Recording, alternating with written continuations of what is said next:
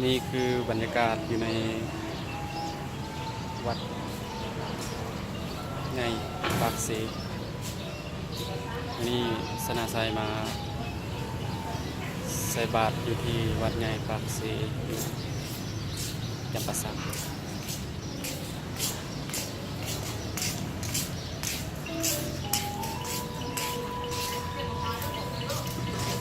บรรยากาศอยู่ในวัดครับ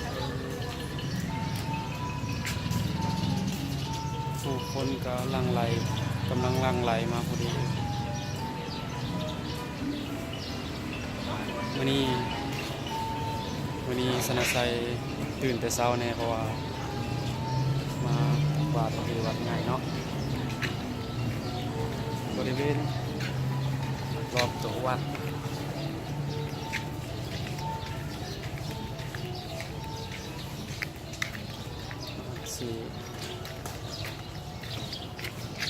สิบ่ได้เห็นภาพที่ว่างามปานใดเพราะว่ามื้อนี้บ่มีมือกล้องเลยเอาตัวเองเป็นมือกล้องแล้วก็เป็นผู้เว้าเองเลยเนาะเว้าเองมือกล้องเอง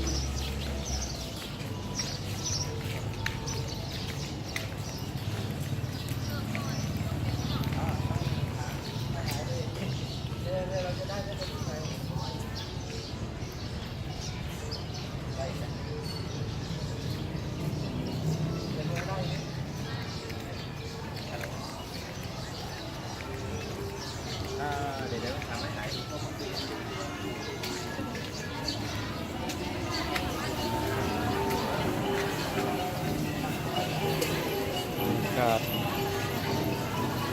บรรยากาศในบริเวณทางในวัด